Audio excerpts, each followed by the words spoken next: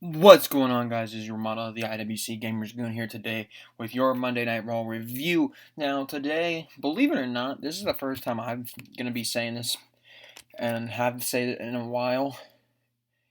But Monday Night Raw tonight, believe it or not, was actually a watchable show. It was actually a watchable show. Now, I was a little bit behind because I did have to run to the store to get some dinner, to make dinner tonight because I didn't feel like going after work today to go get dinner, so I took a little bit of a nap and then went into the store to get some stuff. So I did watch on a little bit of a delay. Maybe that helped my experience with Monday Night Raw. So if you haven't watched already, I'm going to highlight some stuff for you and definitely go back and watch because this show wasn't bad. This show was not bad, believe it or not. Um, this might be the most positive review of Raw that I've ever done. And that doesn't mean that the show didn't have its ups and downs, but this wasn't a bad show overall. We started off with um, in the back, and we are informed that Randy Orton will not be competing in the last chance triple threat match to determine who will be going on to Money in the Bank to be in that Money in the Bank ladder match for a chance, an opportunity to eventually become a Universal or WWE champion. And whoever wins this battle royale that is going to kick off the show is going to be joining AJ Styles and Drew McIntyre in the main event of Monday Night Raw to decide who was going to be that guy at Money in the Bank. But before we get to that, we have Matt Riddle. Riddle comes up and he says, you know what? Hold on. Here's a letter from Randy, obviously written by him. Riddle gives him the letter. Adam Pearce and Sonya Deville gives him the letter. And he kind of is just like pleading with him, hey, let me fight on Randy's behalf.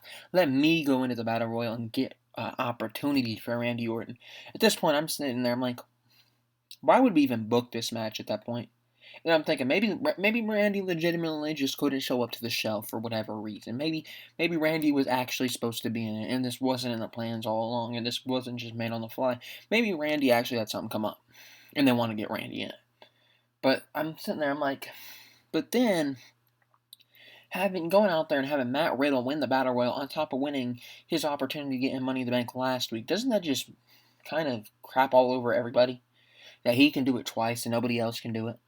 And then I'm sitting there thinking, I'm like, maybe this is set up for a SummerSlam match. Maybe Riddle gets Randy Orton into Money in the Bank. Randy Orton doesn't really respect the fact that Matt Riddle is becoming this guy that's really just invested in potentially winning Money in the Bank, and Randy Orton turns out him on Money in the Bank and sets up a SummerSlam match. That's what I was thinking initially. I was like, maybe that's what's going to be set up. The Battle Royal, it's a typical Monday Night Raw Battle Royal. I'm not going to lie to you about this. The Battle Royal was not good. The Battle Royal, very typical Monday Night Raw Battle Royal. This ain't those fun Battle Royal. It's a Battle Royal. It is literally a Monday Night Raw Battle Royal. It's not going to be good. I didn't expect it to be good. It wasn't good. The best thing out of it was that Riddle won. And I'm going to be honest with you, there was about 3 or 4 other guys in that match that I think should have won over him. I would rather see Mansoor win than see Riddle win again to get another opportunity. Because you got guys in that match. You got the Damian Priests. You got the Ali's. I'm sitting there, I'm like, man, you could really do something, man. You could really just catapult one of these guys. Yeah, you got him in there, man. They decide, you know what? Nah. Let's go with everybody that everybody's already seen in Money in the Bank qualifier matches. Let's give them another opportunity because forget the Ali's. Forget them. You want to see Ali win a championship? You're funny. Like, seriously, man. Ali just... I don't know how the WWE can look at Ali and not say, you know what? Putting him in a Money in the Bank ladder match would be a very good idea. Because it would be. But they're just I don't know what their goal is with the Money in the Bank. I really don't. Because if you're having a Money in the Bank, you need to build somebody with the briefcase. And Ali could have been perfect. He's a heel. He has a story where he can go tell potentially if Brock Lesnar returns. He has a story with Kofi Kingston he could tell if Kofi were to beat Bobby Lashley. He has a story to tell with Kofi Kingston, possibly at Money in the Bank, screwing Kofi over. to potentially try to cash in on Bobby Lashley. There's a lot of opportunities with Mustafa Ali. However, there's not necessarily as much opportunities with John Morrison. There's just not. There's just not. You like even Sheamus. He would have been a better option. He would have even been a better option. But Riddle won. I don't understand it. We'll live on. I mean, I don't mind them building up Riddle. I really don't. But I do mind when you're taking away other guys' opportunities for Riddle here, especially when it's for Randy Orton ultimately, so it really doesn't matter for Riddle. It was just really weird. I'm not a big fan of that. Then we had AJ being interviewed about Omos's attack during the match against the Viking Raiders, pulling him out. He said that Omos was justified because the Viking Raiders did the same thing, and that tonight AJ is going into that triple threat match with an advantage because there's a beaten up Matt Riddle and there is a broken down Drew McIntyre. What do you want AJ to say? Then we get don't get me wrong, the Battle Royale was fine. But this, man, I don't get it. I don't understand it. I don't know who likes it. I know there is a group of people that like it. I am not a part of that group. I apologize. But we have Nikki Cross in the back. She says she's almost a superhero. She's almost a superhero. She goes over all these nicknames, all that fun stuff. Oh my god. And she said she might win Money in the Bank to be the hero of all the boys and girls. I'm like, oh my god, I can see it now. Nikki Cross standing on top of the ladder, holding the briefcase, her fist in the air, posing. Oh my gosh, man. What is this? What am I watching? Is what I'm thinking. Oh, am I watching Disney Channel? Am I seriously watching Disney Channel? Or Nickelodeon? Nick at Night, Nick Jr. What other ones we got? Disney Plus. What am I watching? What am I watching? Am I 5 years old? Why do I need to see Nikki Cross dressed up as a butterfly superhero, putting her fist in the air, acting like she's about to fly? Seriously. The one thing I will say is at least they took off the blue face paint that was underneath her mask. At least they did that. But man, this character is cringe, man. It sucks. It's garbage. And I know Nikki Cross said she's all about it. I can't believe it. I really don't believe it. If she's behind this, that leaves me speechless. It really does. Because this really feels like a Vince McMahon type of thing where he's going to use it for 3-4 weeks. And then once he gets his laughs out of it, he's going to push it aside and say, you know what, you can go back to catering. It sounds like a Vince McMahon thing to me. It really does. Nikki Cross can put it over all she wants. This seems like it's a Vince McMahon thing. And if this is what Nikki Cross came up with, I don't know where this idea came from. Because the Nikki Cross of old was brilliant. You came out of Sanity, came out of NXT, on top of the world. Everybody loved you. You were doing some of your best work. And now to dress up as a superhero? I don't know, I'm just not into it. There is going to be a group that's into it, but that's not for me. That is not for me. She said she's going to be an inspiration to everybody. The only thing that I'm being inspired to do is grab my remote and change the station. I hate this. I absolutely hate this. And then they were sitting there, well, you can deal with the Hurricane Helms. You can deal with Shane Helms being the Hurricane. You really think you can compare that? You can't remake gimmicks. You can't.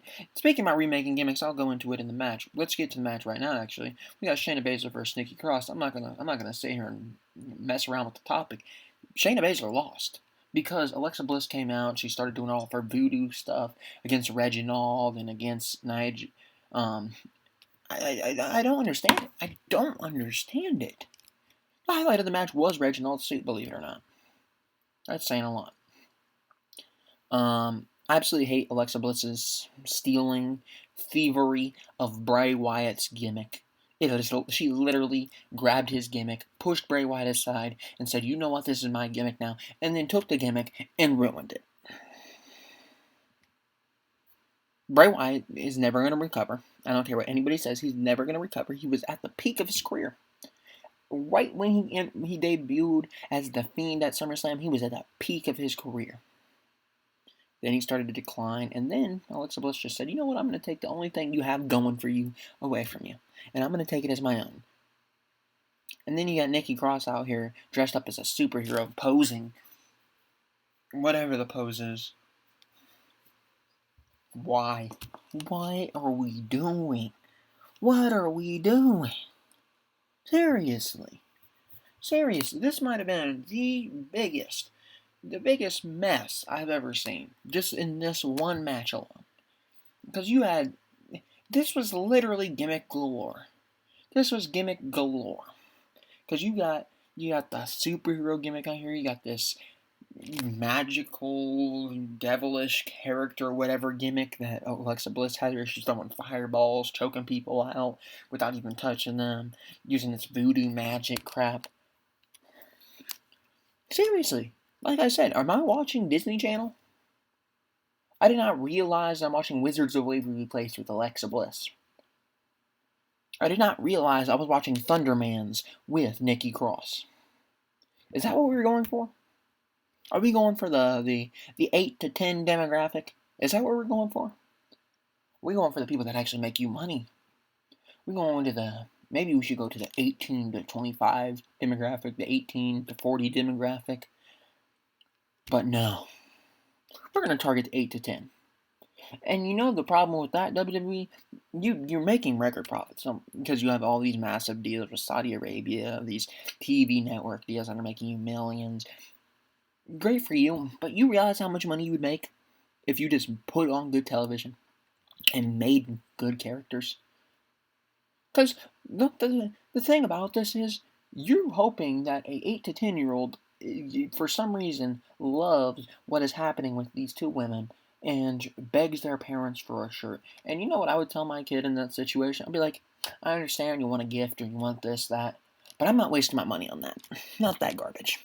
You want something, I recommend a Roman Reigns shirt. I recommend a Bobby Lashley shirt. I recommend something that's good, serious.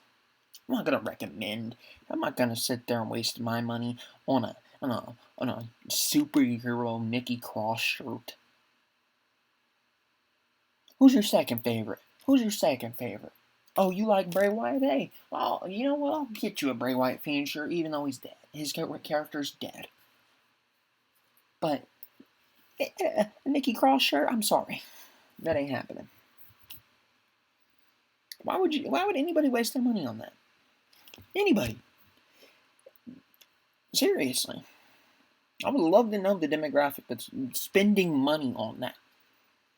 And I know there's a group that will be buying it for children and things like that, but how many adult shirts are you going to sell of a Nikki Cross and of an Alexa? Alexa Bliss is a different story. She has way too many stands that she'll probably she could literally probably take a shirt, write the letter A in Sharpie, sell it, and probably sell out the entire stock. Because that's what her stands do. But Nikki Cross, she's not on that level. I'm sorry about that rant. I just can't deal with this superhero stuff, man. I can't.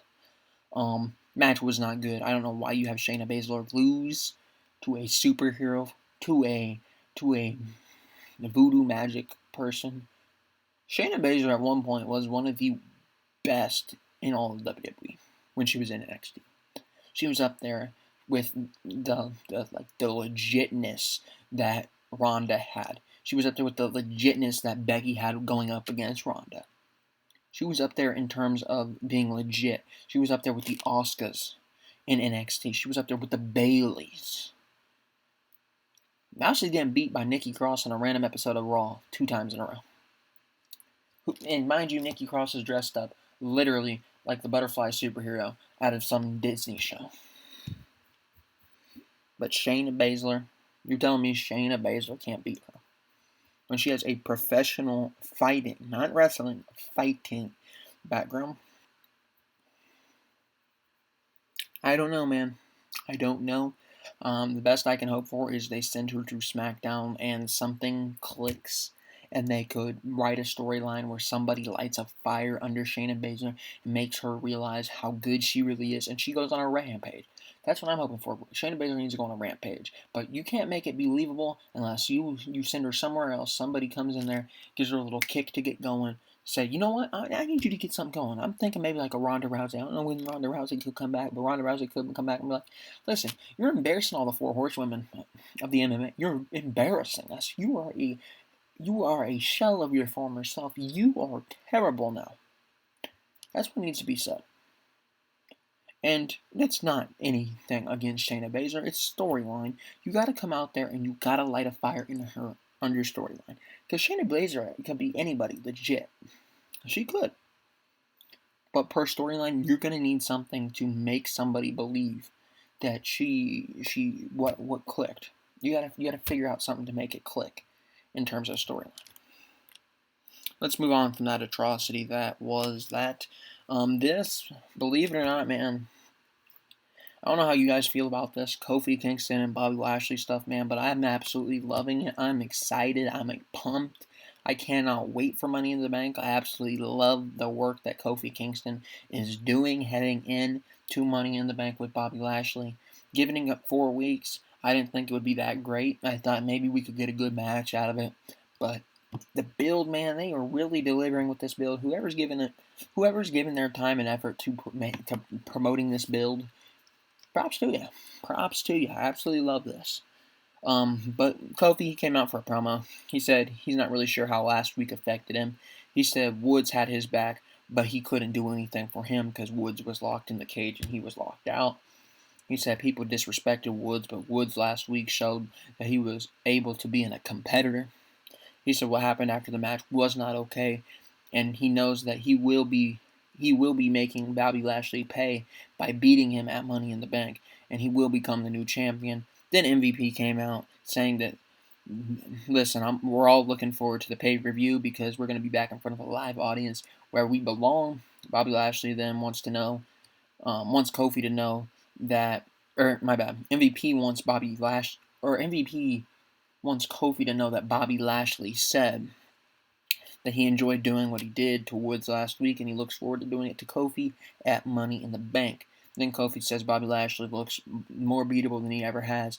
Each week, there's a layer being peeled off Bobby Lashley that exposes the weakness. MVP says Lashley deserves him because of how great he's been. Kofi said, I never took a day off, and you're sitting here, you are. I took the title all over the world to show everybody that anything is possible. Meanwhile, your champion, your guy right now is on vacation. He said, when you take your eyes off the prize, you lose the prize. And when you lose the prize, someone else gains it. And at Money in the Bank, Kofi's going to gain it. MVP, unfortunately. And then Kofi says, why don't we fight or whatever. MVP's like, unfortunately, I'm injured. Kofi comes out, hits Trouble in Paradise on him, and that's it. Very good stuff. Very, very good stuff. I'm thinking going into the Money in the Bank that we could do something along the lines, since we do have Big E confirmed for Money in the Bank. I'm thinking big, man. I'm thinking big picture. I don't know if we do this at a SummerSlam. I really don't. It depends if Brock Lesnar's status going into Bobby Lashley at SummerSlam. But what I'm thinking is you have Bobby Lashley embarrass Kofi Kingston. I mean, embarrass him. And I know he said he's going to take little to no time to beat Kofi. I want Kofi put on the shelf, and that's just per kayfabe. I want to see that happen. Bobby Lashley completely obliterate Kofi, and then we have Big E win Money in the Bank, and then fight for his friend's honor, fight for Woods, fight for Kofi, and finally overcome the guy that has been torturing his friends in the New Day. He comes back onto the show after being off the show, being away from his team for a year. Comes back, joins them once again, and finally becomes the guy in the business for the time being by taking out the guy that has been torturing his best friends for the last 3-4 months. That's what I want to see with Big E. That's what I want to see with Bobby Lashley. The timing's weird. I don't think Big E should be winning at SummerSlam, but if you can't get Brock Lesnar, I don't see why not. Because I don't see Bobby Lashley retaining past SummerSlam. But it's definitely a story that's interesting to tell. Once again, absolutely love what those two men are doing, and MVP. MVP is amazing. MVP is amazing, man. Absolutely love everything he's been doing over the past year. Phenomenal. Speaking of things that are amazing, let's talk about something that was not so amazing, and that is Eva Marie. She comes out, she says the evolution will continue. Then it just leads into a match against, it's the same match as last week. And Doudrop pins Asuka, beats Asuka and Naomi, and then Eva Marie says, no, I'm the winner. Eva Marie is the victor of this match. Man, I really want to know how much money she gets paid. I really do. I want to know if I can apply to do what she does. Literally, all she does is walk out to the ring, stand on the apron, and then at the end of the match, go over, grab a microphone and say, no, this was all me. You could literally get a 10-year-old to go do that. No training required. No training required. And that speaks a lot about Eva Marie. We all know she's not a good in-ring performer. But that just speaks to them knowing she's not an in-ring performer. You want to know why Vince McMahon brought Eva Marie back? It ain't because of her wrestling. If it was because of her wrestling, don't you think we'd be seeing Eva Marie wrestle? That's simple. You really think Vince McMahon had the right intentions in that decision?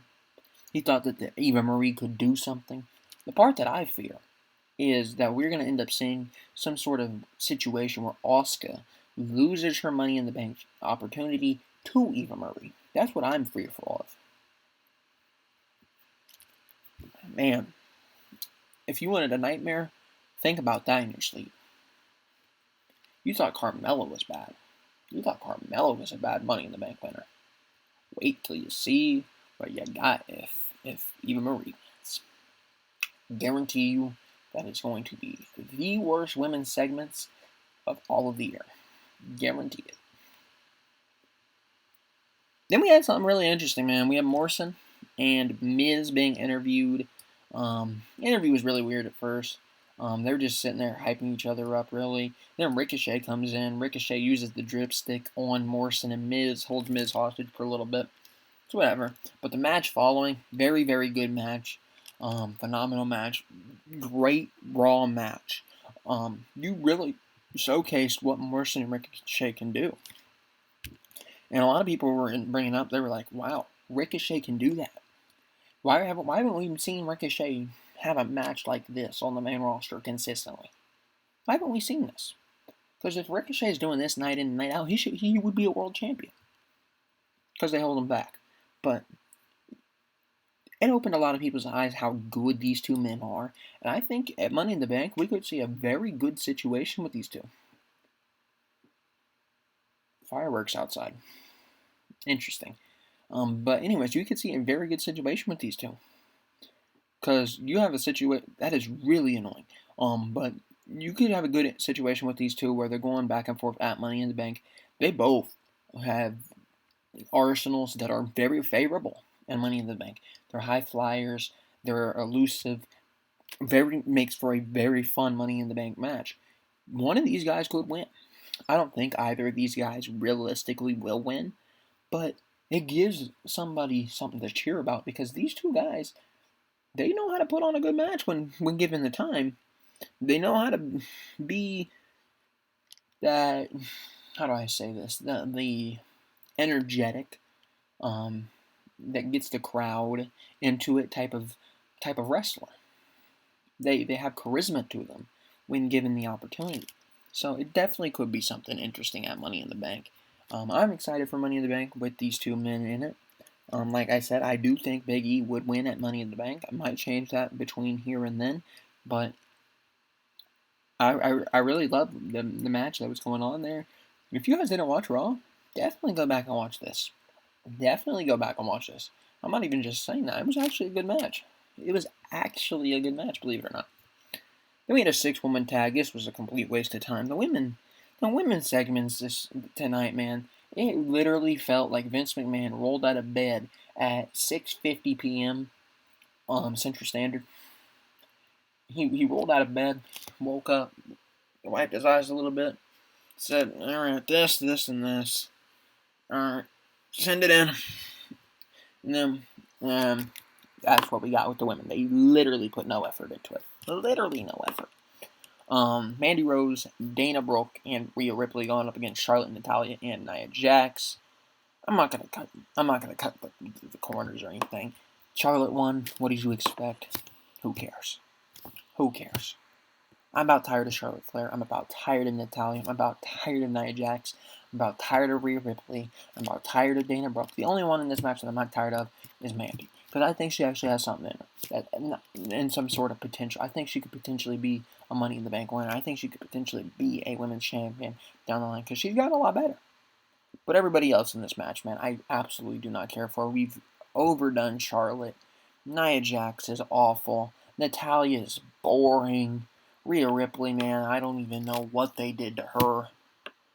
Dana Brooke, she has the nickname Dana Botch for a reason. Mandy Rose was literally the only saving grace in this match, and she's the one that ate the pit. I don't know what you really want me to say about that. Strap match, I did not watch. I do not care. I don't know who won. Don't care who won. Fast forward right through it and got to the main event. So if you want to know anything about the strap match, go watch any of the other reviewers because I ain't talking about it. That's simple. Main event match. Very good match. Very, very good match between AJ Styles, Drew McIntyre, and Matt Riddle. Once again, not sure why Riddle won in the first match, but very good match. This match was really weird because Omos did stop Riddle from beating AJ, and Omos was standing right there, but allowed Drew to beat Riddle, which brings up another issue with the show. Yes, it was a good match. The outcome absolutely terrible, horrendous, because you have Drew McIntyre, who literally, Drew McIntyre cannot challenge your WWE champion on Raw. So once again, my question that I posed last week: why would you book your guy that can't face your champion on a match that literally guarantees him a championship shot at one of the two main championships? Because you know where Drew McIntyre is going to end up if he can't fight Bobby Lashley because he has some sort of stipulation. You know where he's going to end up? He's going to end up on the other brand. So guess what, Sonya Deville? Guess what, Adam Pearce? You just lost your top guy. Congratulations. Drew McIntyre won the match. Why? I don't know. Is it better than AJ Styles? Maybe. Randy Orton? Maybe. I don't know. I don't know where to go. All I can tell you is Drew McIntyre has ran his course. I'm about sick and tired. I don't get me wrong. I do like Drew McIntyre. I do think he is still good, but he's ran his course. He needs to go back down the card for a little bit, start building himself back up because I'm about had it. Bobby Lashley and Drew McIntyre absolutely killed Drew McIntyre's momentum. It made Lashley look good, but Drew McIntyre looked terrible coming out of it. He literally just kept getting opportunity after opportunity after opportunity, and he just wasn't delivering. He just wasn't good. Just give it a rest. Give it a rest. I did put out there that maybe Roman Reigns fights Drew McIntyre next year at WrestleMania. Still a possibility. Do I want to see it right now? No. Drew McIntyre, to me, right now, feels like a mid-carder. I've given up on Drew McIntyre as a main eventer. Kind of like what we did with Kofi Kingston, back when everybody was getting tired of Kofi Kingston when he had the championship. Now everybody, well, at least I, am excited for Kofi Kingston. I think this could be a phenomenal feud for Kofi Kingston. I think this could revitalize some of what he did going into WrestleMania 35. But you start talking to me about potentially seeing a Drew McIntyre win Money in the Bank after having I'm sorry to tell you this, he's had a miserable 2021. He's just been downhill. He's sort of like Rhea Ripley. I don't know where along the lines they messed him up, but geez, man, he has been awful. Awful. I just do not care anymore about Drew McIntyre this year. I don't know how you fix it. I really don't. But I can tell you right now, Drew McIntyre's not somebody that many people want to see right now. If you want to see him, God bless you. I don't know what else to tell you. I can just tell you that a lot of us in the IWC, a lot of us ones that actually don't sit there and chill out to the company and act like everything's okay, fine, sunshine and rainbows everywhere, all excited about nothing. Most of us that actually talk truth about the product, and you can't say I don't, because I actually said this was a good show. And I didn't come out here and I didn't say everything was bad. I don't hate the show. I'm just telling you right now, Drew McIntyre ain't it right now. That's simple. He's just not it. Well, last year he was it. This year, he ain't it. He ain't it, man. I don't know who is going to be it. Big E feels like it might be his time. Ali felt like it should be his time. Drew McIntyre, his time is past. His course has been ran. He has to go to the back. He has to wait for another opportunity, wait for another time to present itself, because right now it's not the time. It's not his time. Anyways, I'm going to get on out of here. Once again, tomorrow I will be a little bit late. I know I was late today a little bit because I didn't have to, but I chose to watch the Cardinals game because it was in the 7th inning. Once Raw ended, I figured I'd watch the rest of the game. They had a great inning in that 7th inning and ended up going up 7-1. Ended up winning for the first time in it feels like forever, but it's only been 2 days. But we won, believe it or not. So I did do that. I also got off work today. But tomorrow I will be a little bit, probably, that sounded like thunder that time. But tomorrow I'll be a lot bit later, because I believe I close tomorrow. I'm not necessarily sure what I'm doing tomorrow, to be honest with you. But I do know that my shift will be going through NXT at least. So it is what it is, and I'll still be up late. I might be up like at 1 a.m. on Wednesday. AW video will be perfectly fine. I'm off Wednesday. Thursday, I don't remember. Just go look at the tweet, man. I don't remember my schedule. I really don't. But yeah, man, that's really all I got for you guys here today. With this, you know where to find me, GamersGoonYT on the Twitter, thegoongameryt on the Instagram sticks. Yeah, man, that's really all I got for you guys here today. Thank you for watching the video. Make sure you do leave a thumbs up. Make sure you do subscribe. Make sure you leave a comment down below letting me know how you felt about the Monday Night Raw episode. Did you enjoy it? I hope you did, because I believe it wasn't actually a bad show. And if I think it wasn't a bad show, that probably means that there's a lot of people in the community that said, oh my god, this was an A+ show. It was not an A+ show. It was like a B show. A B show, I'll give it a B. Maybe a B-. But hey, that's just me. But yeah, hope you guys enjoyed Raw. I'm gonna get on out of here, man. I'm gonna get on out of here, upload this video for you guys, and get some rest, man. Because you start to realize, I don't even know why, but man, I've just been tired lately, man. I've been exhausted. During the school year, man, I would go to 2 a.m., 3 a.m. perfectly fine, no caffeine, nothing. Waking up around 8 o'clock, 9 o'clock. Now I'm waking up at around 7 o'clock. I'm asleep by 11 midnight. Some nights I don't even know why I can't stay up anymore, man. But who knows? I'm about losing 2 hours of my day. I mean, come on. I've even stayed up to like 3, 4 sometimes, but I just can't do it now. I don't really know what it is, but who knows? I'm gonna get out of here though. It's been your role model of the IWC, and I'll be seeing you guys tomorrow or early Wednesday morning. I'll be seeing you guys in some sort of 24-hour period, 25, 26, something around there. You guys already know I'll be on tomorrow night. So that's all you need to know. Any updates about my schedule for the shows will be on Twitter, so make sure you do go follow that. And I'm going to get on out of here for real this time. See you guys next time.